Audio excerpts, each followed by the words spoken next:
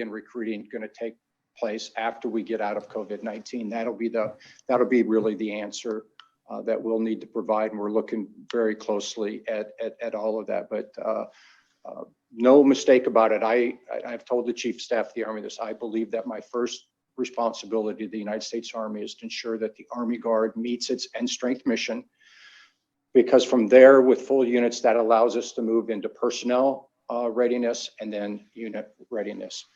So, Becca, those are a couple things I'm thinking about as it relates to the Army Guard mission this morning. I look forward to the conversation with you this morning and the questions from our audience. Thank you. Thank you so much for that. And so I want to delve into some of those items that you talked about a little bit further.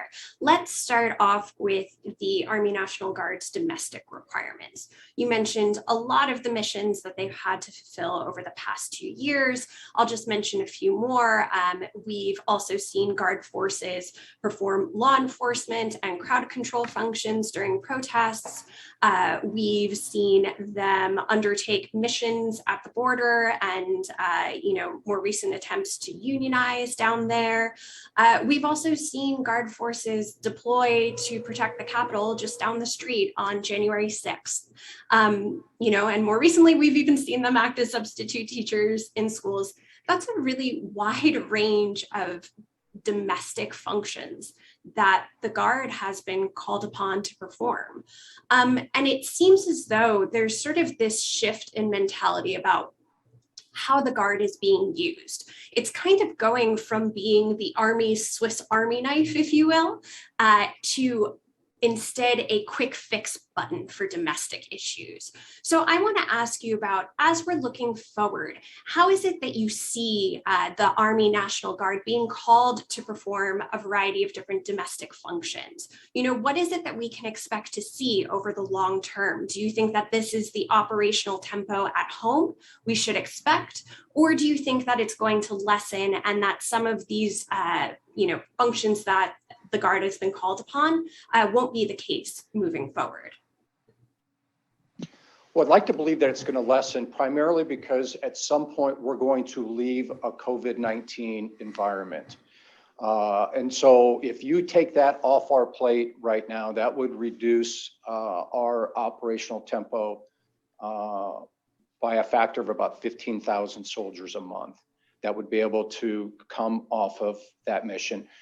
And so I think that's really important when we talk to leadership and when we talk to soldiers, is that we are in a once in a century time period here. If you go back to the influenza of the early 1900s, this does not happen often. But we do know with climate change that we also have a higher rate of hurricanes in the Gulf and Atlantic states. We have a higher rate of wildland fires out west as all of the climate change takes place. I would say primarily the biggest difference between those type of missions and COVID-19 is just the length. Traditionally, we respond to an emergency. It's a short duration emergency, and then we're returned back to our families and our employers. With COVID-19, what we've seen is just an enduring mission. We're now into the third training year. Training year 20, 21, and now 22 have been impacted and affected by our COVID-19 response. So I think when we see the end of COVID-19 support, we will go back to more of a traditional role of responding to emergencies that are short duration. I'm reminded of my father who served in the Iowa National Guard, and one of the missions he did as a young soldier in a field artillery battalion was assisting with delivering hay to livestock after a very severe winter storm where the animals weren't able to go from pasture to pasture. And so this is nothing new for the Army National Guard. So I think that the Army National Guard's domestic functions are a little bit more well understood, in part because I think for all of us in our communities, we've actually seen it in front of us. But the Army National Guard deploys overseas for overseas operations, quite a lot. And frankly, in some of the work that I've done, I've come across, various Guard units performing a range of different functions in places like Afghanistan, Iraq, Kuwait. When I was out in the Middle East, I believe, the Task Force Spartan IBCT was a Guard unit. With that, we've talked a little bit about where we think some of the domestic functions are going to go, but what kind of overseas operations do you expect to see the Guard support in the future?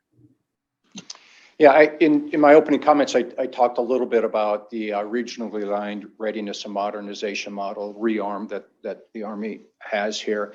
And it's really, it's focused on meeting our global requirements while simultaneously planning for a deliberate modernization of our Army. And our active component Army, quite frankly, is too small to do that by itself. And so the Army Guard and the Army Reserve are going to be we are part of the REARM model to allow all three compos to do that. So as you mentioned, involved in Southwest Asia, involved in Europe, really globally, we're involved in, and I don't see an end to that in the near term.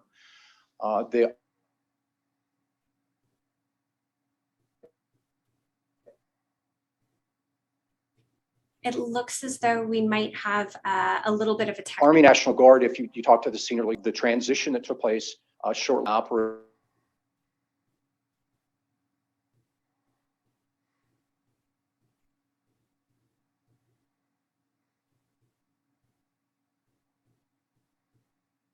So it looks as though we're having some technical difficulties on General Jensen's end. So if I wouldn't mind asking everyone just to be a little bit patient as we sort this out. Okay, Becca, I can hear you. Are we back on? I can see you and I can hear you. Okay, so I'm going to assume that we're good. So we've employed everything from our highest echelon unit division headquarters down to obviously, individual augmentation, platoons and companies. And so I expect that to continue. Just sort of a little bit more short term, are you expecting to see any future deployments to Europe on the horizon for Guard forces as the United States is trying to manage the current crisis? And, I think it changes by the strategic, a lot of focus right now in Europe. Okay. So I think we are totally back.